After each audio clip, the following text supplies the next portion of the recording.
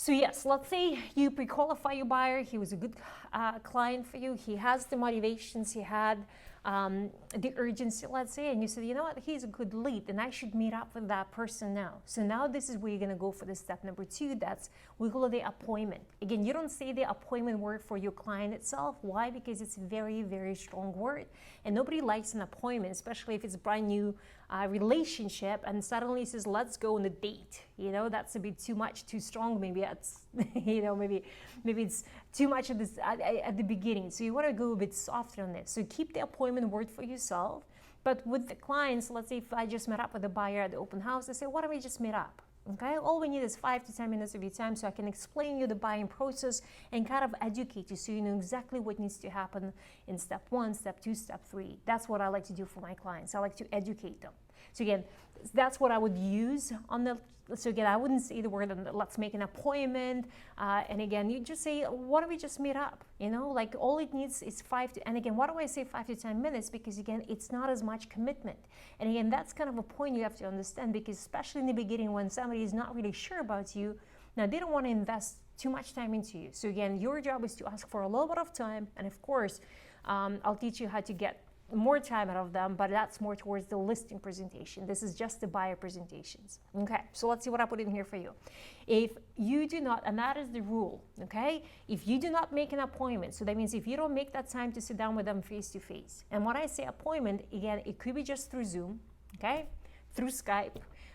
It could be in the coffee shop. It doesn't have to be in the office, but as long as you have the time for 5 to 10 minutes to sit down with those clients and actually to determine if that's going to be a client for you, then it's not a real client. Okay, so again, if you meet them at an open house and they say, here's my phone number, here's my email address, why don't you send me some information? If you find something what I might like, then send it to me.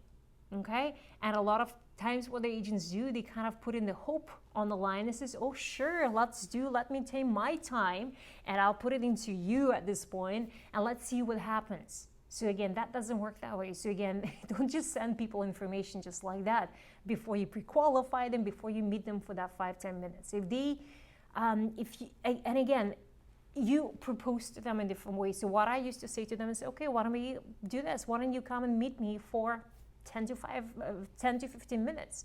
That's all it takes. And then I'm going to explain you, I will educate you. Because again, I used to use that as a very good phrase, because again, I'm not here to take anything from you. I'm here to give you value. And how do I give you value? By educating you, showing you the process step by step, so you're not losing your time.